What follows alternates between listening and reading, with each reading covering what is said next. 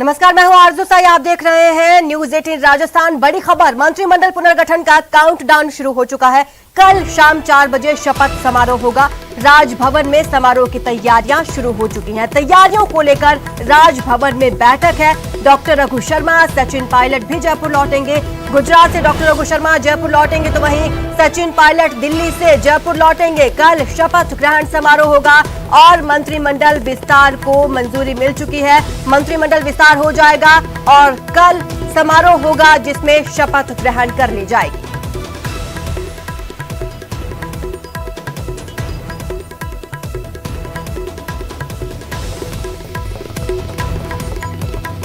इसी बीच आपको बता दें कि सचिन पायलट कोलकाता से जयपुर लौटेंगे, तो वहीं डॉक्टर रघु शर्मा भी गुजरात से जयपुर पहुंचेंगे। राजभवन में तैयारियां जोरों शोरों से शुरू हो चुकी हैं। राजभवन सज रहा है शपथ ग्रहण समारोह के लिए। तमाम विधायक जयपुर में ही मौजूद हैं और जो विधायक, जो नेता जयपुर से बाहर हैं, वो भी जयपुर लौट रहे हैं। जयपुर से इस वक्त की बड़ी खबर आपको बता रहे हैं। तीनों मंत्रियों के इस्तीफे मंजूर कर लिए गए हैं। गोविंद सिंह डोटासरा, डॉक्टर रघु शर्मा ने इस्तीफा दिया था, हरीश चौधरी ने इस्तीफे की पेशकश की थी। तीनों मंत्रियों के इस्तीफे स्वीकार कर लिए गए हैं। अब 3 पद और खाली हो चुके हैं। सीटों का समीकरण आपको समझा दें। किसी राज्य में 30 पद होते हैं, उनमें से 21 पदों पर ऑलरेडी मंत्री हैं। 9 पद पहले से खाली थे। अब 3 मंत्रियों के इस्तीफे मंजूर हो चुके हैं। ऐसे में 3 और पद यानी कि कुल 12 सीटें खाली हो चुकी हैं। बड़ी खबर आपको बता रहे हैं, तीनों मंत्रियों का इस्तीफा मंजूर कर लिया गया है। हरीश चौधरी जो कि राजस्व मंत्री रहे और डॉक्टर रघु शर्मा चिकित्सा मंत्री, गोविंद सिंह डोटासरा शिक्षा मंत्री, तीनों मंत्रियों का इस्तीफा स्वीकार हो चुका है।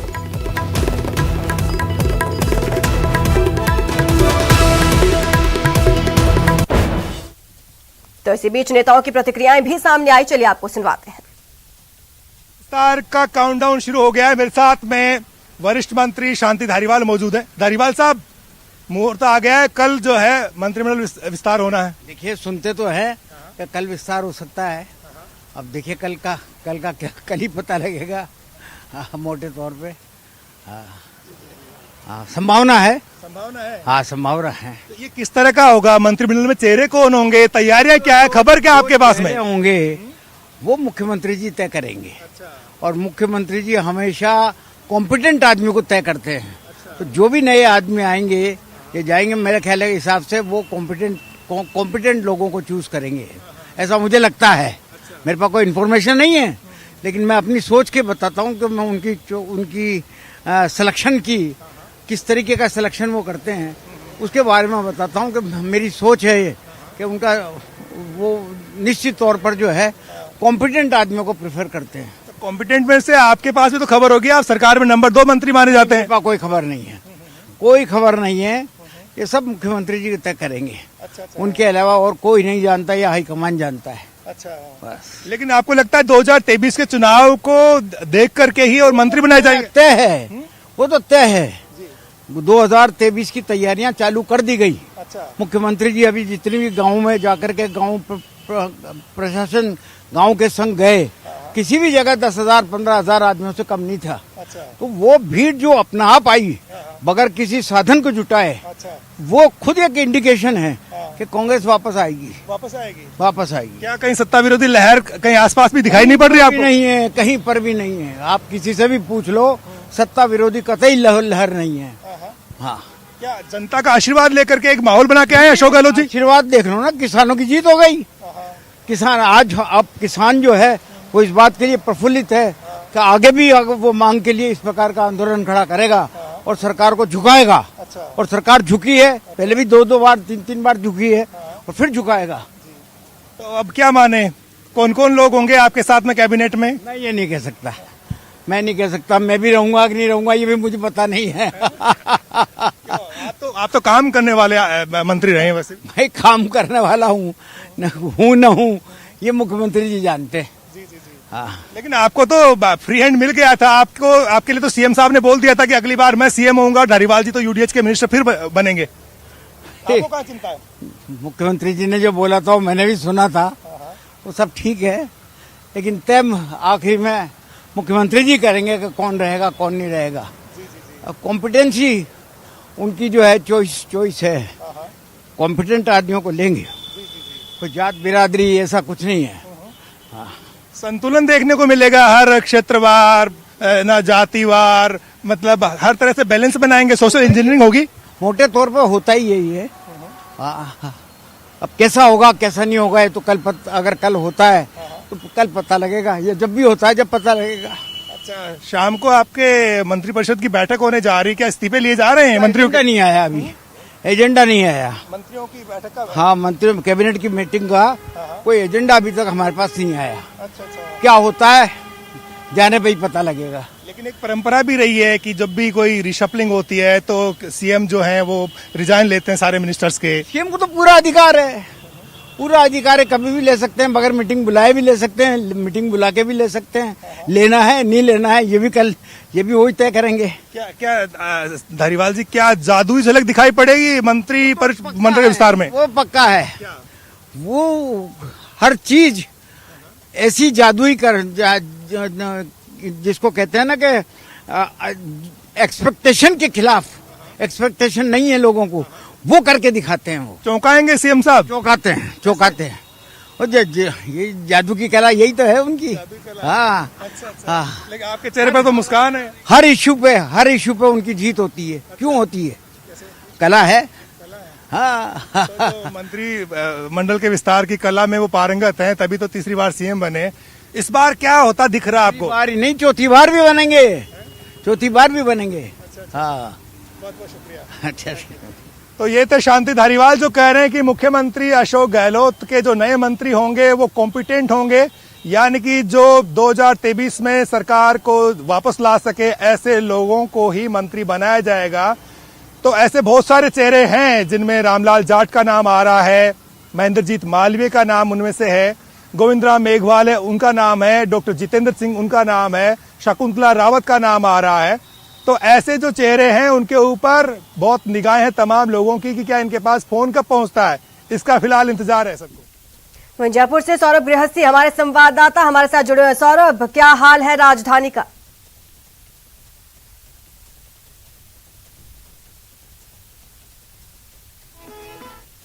विजय दिवस मना रही है, लेकिन आज से ही कांग्रेस ने अगले विधानसभा चुनाव किस प्रकार से जीतने हैं उसकी रणनीति जो है वो बनानी शुरू कर दी है। और इसी के चलते जो मंत्रिमंडल पुनर्गठन हो रहा है वो उसी को ध्यान में रखकर किया जा रहा है कि अगला विधानसभा चुनाव किस प्रकार से जीता जा सके। और उसी के तहत जो है वो सरगर्मियां राजधानी में बहुत तेज हो चुकी हैं। हालांकि इस वक्त तमाम कांग्रेस के नेता किसान दिवस पर जो धरना चल रहा है वहां पर पहुंचे हुए हैं और वहां पर जो है वो अपनी उपस्थिति दर्ज करा रहे हैं। लेकिन साथ में ये उम्मीद भी है कि जो पुनर्गठन जो है वो कल होना है उसमें किन किन लोगों को जगह मिल सकती है। हर विधायक ये सोच रहा है कि उसका नंबर कहीं ना कहीं इस जो नया पुनर्गठन होना है उसमें कहीं ना कहीं लग जाए। इस लिहाज से तमाम जो विधायक है उनके चेहरों पर अलग से ही चमक है वो साफ तौर पर देखने को मिल रही है। लेकिन जिस प्रकार से पुनर्गठन की बात की जा रही है इस लिहाज से साफ तौर पर यह समझा जाना चाहिए कि अब जो वर्तमान मंत्री हैं उनका मंत्रालय जो है वो बदला जा सकता है। साथ ही 12 नए चेहरों को इस मंत्रिमंडल में शामिल किया जाएगा। तो 12 वो कौन विधायक होंगे जिनको अहम जिम्मेदारी जो है वो मिलनी है। पूरी तरह से संतुलित मंत्रिमंडल बनाने की कोशिश जो है वो कांग्रेस आलाकमान की है और उसी के तहत शुरुआत जो है वो हो चुकी है 3 मंत्रियों के इस्तीफों के बाद। और अब जो कि अलग अलग क्षेत्र में किन किन लोगों को अहम जिम्मेदारी देनी है उसको लेकर यहाँ पर जो है वो कोशिशें जो हैं वो शुरू हो चुकी है। शाम को जिस प्रकार से मंत्रिमंडल की बैठक है और उसके बाद कल जो है वो पुनर्गठन होना है तो संभवतः आज तमाम मंत्रियों से इस्तीफे लिए जाएंगे और आज ही लगभग ये तय हो जाएगा कि किन किन लोगों को मंत्री जो है वो बनाना है। हालांकि अभी तक किसी को भी कोई सूचना नहीं दी गई। तमाम जो मंत्री और विधायक यहाँ पर पहुँच रहे हैं उन सब का यही कहना है कि उनको आलाकमान जो है वो जो जिम्मेदारी देगा उसको उसी हिसाब से उसे निभाएंगे। लेकिन ये तमाम चीजें जो है वो कल ही स्पष्ट होंगी। कल सुबह लगभग 10 से 11 बजे के बीच में तमाम विधायकों को जिनको मंत्री बनाया जाना है उनके पास जो है वो कॉल्स जो है वो आ जाएंगे और उसके बाद जो है वो जिस प्रकार से शपथ ग्रहण समारोह होगा उसके बाद जो है वो पोर्टफोलियो तय होंगे। तो अभी जो है वो सरगर्मियां जो है वो काफी तेज है और हर कोई ये सोच रहा है कि कहीं इस पुनर्गठन में उसका नंबर किस प्रकार से आ सकता है, उसी को लेकर जो है वो तमाम विधायक जो है वो इस वक्त यहाँ पर पहुंचे हुए हैं। सौरभ, राजस्थान की राजनीति में तमाम उथल पुथल के बाद अब जाकर पूर्ण विराम लगने वाला है। ऐसे में सवाल यही है कि जो पुनर्गठन हो रहा है, फेरबदल किया जा रहा है, किन समीकरणों और किन मुद्दों को ध्यान में रखकर किया जा रहा है?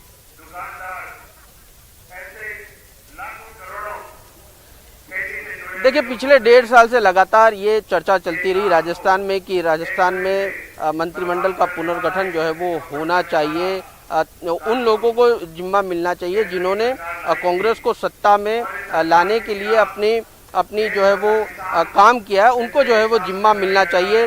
सचिन पायलट भी लगातार इस बात को जो है वो कहते रहे और उसी के कारण से जो पिछला 1.5 साल गुजरा है वो उसी उठापटक में जो है वो गुजर चुका है। लेकिन जिस प्रकार से आलाकमान इस पूरे मामले में सक्रिय हुआ और उसके बाद जो है वो ये कवायद जो है वो शुरू हो चुकी है। और लेकिन अब ये जो पुनर्गठन होना है इसमें साफ तौर पर संतुलन का जो है वो बहुत ज़्यादा ख्याल रखा जाएगा।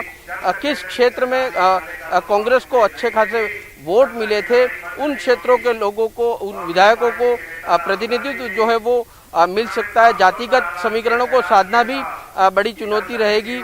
साथ ही जिन जिन लोगों ने विधानसभा चुनाव में, पिछले विधानसभा चुनाव में अहम रोल अदा किया, उनको भी बड़ी जिम्मेदारी दी जाएगी। और अभी जिस प्रकार से निर्दलीय विधायकों, बीएसपी के विधायकों, उनका किस प्रकार का रोल था, तो उन्हें भी जो है वो जिम्मेदारी सौंपी जा सकती है। हालांकि अभी किसी प्रकार के ये तमाम जो है वो कयास लगाए जा रहे हैं कि सभी को जो है वो जिम्मेदारी दी जाएगी। लेकिन ये जो अजय माकन और मुख्यमंत्री जो हैं वो इसको लेकर लगातार चर्चाएं कर रहे हैं और जिम्मेदारी किस को देनी है उसको लेकर अभी भी विचार विमर्श जो है वो लगातार जारी है। आज जिस प्रकार से शाम को मंत्रिमंडल की बैठक होगी और उसमें जो है वो ये निर्णय लिया जाएगा कि पहले संभवतः तमाम जो मंत्री हैं वो इस्तीफा दें और उसके बाद नए तौर पर जो है वो पुनर्गठन जो है वो होगा। लेकिन तमाम चीज़ों को, तमाम पहलुओं को ये ध्यान में रखकर ही जो ये मंत्रिमंडल पुनर्गठन है वो होने वाला है। देखिए, अगर अटकलों पर ध्यान ना दें तो क्या लगता है सचिन पायलट को भी कोई अहम जिम्मेदारी दोबारा मिल सकती है इस बार?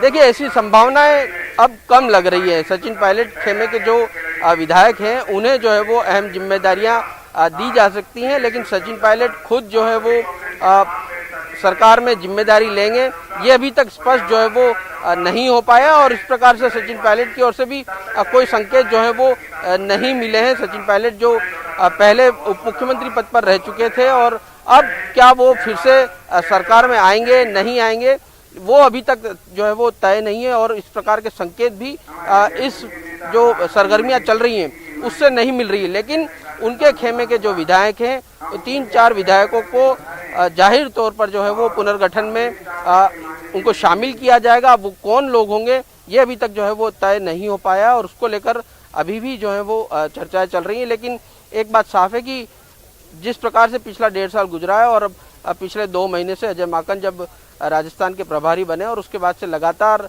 बैठकों का दौर जारी रहा, दोनों ही पक्षों से उन्होंने बातचीत की है और उसके बाद लगभग ये सहमति बन चुकी कि किन किन को मंत्री जो है वो बनाया जाना है, किन किन को जो है वो अहम जिम्मेदारियां सौंपनी है। इनको लेकर जो है वो एक्सरसाइज पूरी हो चुकी है।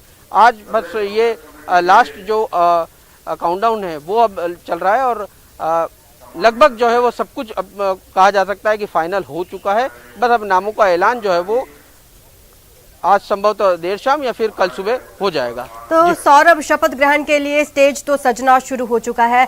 जयपुर में इस वक्त कौन कौन मौजूद है? निर्दलीय विधायक भी कुछ जयपुर पहुंचे हुए हैं, क्या डेरा जमाए हुए हैं जयपुर में?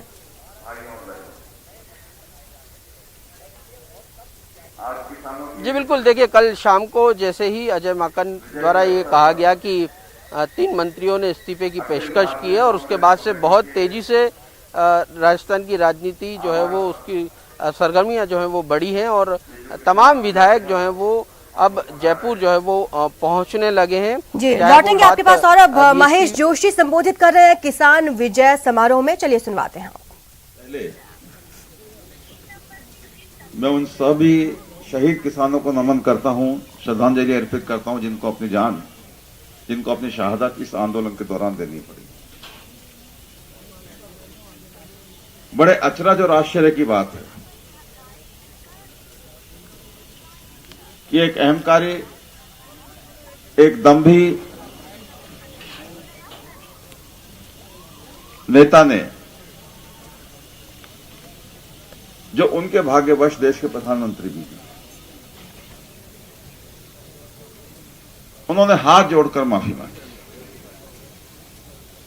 लेकिन एक बार भी अपने किसी बयान में उन्होंने कभी भी उन किसानों का जिक्र नहीं किया जिन सैकड़ों किसानों ने इस आंदोलन के दौरान अपनी जान गंवाई।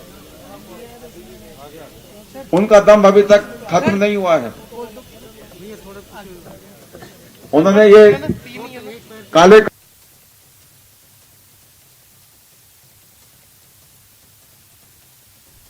सिविल लाइन फाटक पर सभा चल रही है। कृषि कानून वापस होने के बाद सियासत गर्म है। कई नेता विधायक सभा स्थल पर मौजूद हैं और वहां पर लगातार संबोधन चल रहे हैं। किसान नेता भी कुछ वहां पर मौजूद हैं। कांग्रेस आज किसान विजय दिवस देश भर में मना रही है। सीधी तस्वीरें आपको दिखा रहे हैं। अजय माकन कांग्रेस प्रभारी वहां पर पहुंच चुके हैं सभा स्थल पर। जोरदार स्वागत उनका यहां पर किया गया। किसान विजय दिवस मना रही है कांग्रेस और सिविल लाइन पर यह सभा चल रही है। सिविल लाइन फाटक से ये सीधी तस्वीरें आपको दिखा रहे हैं। आप देख पा रहे हैं प्रताप सिंह खाचरियावास या अशोक गहलोत यहां पर कुछ ही देर में मौजूद हो सकते हैं। अभी फिलहाल के लिए प्रताप सिंह खाचरियावास यहां पर मौजूद है। अजय माकन यहां पर पहुंच चुके हैं। जी से आग्रह कर रहा हूं कि हम सब की तरफ से, आपकी तरफ से माननीय अजय माकन साहब का अभिनंदन करें, स्वागत करें।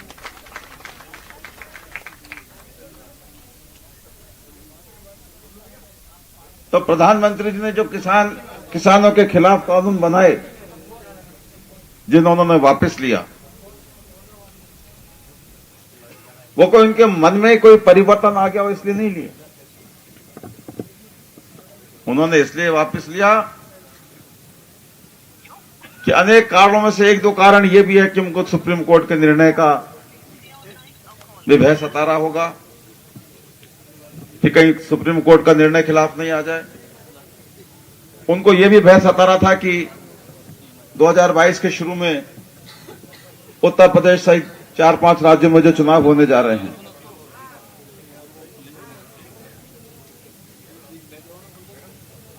उन चुनाव में जनता उनके खिलाफ हो चुकी है, किसान उनके खिलाफ हो चुका है।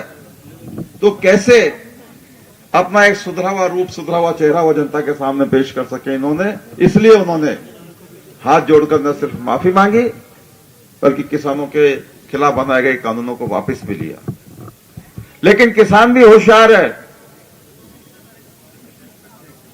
किसान ने कह दिया है कि जब तक ये काले कानून वापस नहीं होंगे संसद में, तब तक हम अपना आंदोलन जारी रखेंगे, खत्म नहीं करेंगे। आदरणीय माकन साहब केंद्र में मंत्री रहे हैं, लंबा राजनीतिक अनुभव रहा है। दिल्ली में मंत्री भी रहे, दिल्ली में स्पीकर भी रहे, केंद्र के मंत्री भी रहे, एक लंबा अनुभव है। लेकिन माकन साहब, इतनी ज्यादा साख किसी प्रधानमंत्री की कभी खराब हुई हो कि देश का किसान जिसको अन्नदाता मानते हैं वो प्रधानमंत्री की बात पर यकीन नहीं करे, ऐसा पहली बार हुआ। ये साख जो प्रधानमंत्री जी की खराब हुई है, सरकार, केंद्र सरकार की खराब हुई है, ये साख वापस बनने वाली नहीं। इसलिए मैं कोई लंबी बात तो नहीं कहता, क्योंकि बहुत सारे लोग मेरे बात भी बोलेंगे और हमें अपने बड़े नेताओं को, डोटासरा जी को, माकन साहब को और माननीय मुख्यमंत्री जी भी पधारेंगे, उनको हम विस्तार से सुनना चाहेंगे। लेकिन इतना कहना चाहता हूं कि किसानों ने आंदोलन शुरू किया, आदरणीय राहुल जी, आदरणीय प्रियंका जी, सोनिया जी, हमारे मुख्यमंत्री जी, डोटासरा जी, माकन साहब, कांग्रेस के सारे नेता लगातार किसानों के साथ संघर्ष करते रहे, किसानों के साथ खड़े रहे। और हमने ये कहा कि जब तक किसान आंदोलनरत रहेगा तब तक कांग्रेस उसके साथ खड़ी रहेगी। आज किसानों की जीत हुई, कांग्रेस की जीत हुई, देश के अन्नदाता की जीत हुई। तो इस मौके पर हमें सिर्फ इस विजय दिवस को मनाकर चुप नहीं बैठना। जो नियत में खोट है प्रधानमंत्री जी की और जो केंद्र सरकार की नियत में खोट है, उस खोट को हमको जन जन तक पहुंचाना है। आज वो कहां गए लोग जो भले किसानों को आतंककारी कहने में नहीं चूक रहे थे, आंदोलन की खिलाफत कर रहे थे, मुंह छुपाते घूम रहे हैं, जनता के बीच में जा नहीं सकते। जनता के बीच में अगर कोई जा सकता है तो कांग्रेस का कार्यकर्ता जा सकता है, कांग्रेस के नेता जा सकते हैं। इसलिए मैं आप सबको बधाई देता हूं। और ये जो लड़ाई किसानों ने शुरू की, जिसमें कांग्रेस किसानों के साथ खड़ी रही, ये लड़ाई 2024 तक चलनी चाहिए। 2023 में हम कांग्रेस को राजस्थान में फिर से सरकार कांग्रेस की बनाए और 2024 में केंद्र में कांग्रेस की सरकार बनाए। इस संकल्प के साथ में मैं आप सबको बधाई देता हूं। आप सबका बहुत बहुत धन्यवाद। जय हिंद।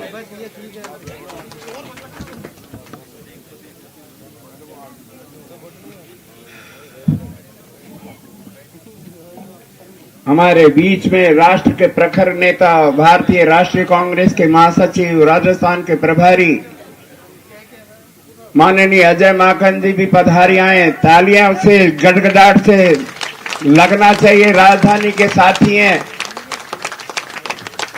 और नारे भी लगने चाहिए किसानों के समर्थन में।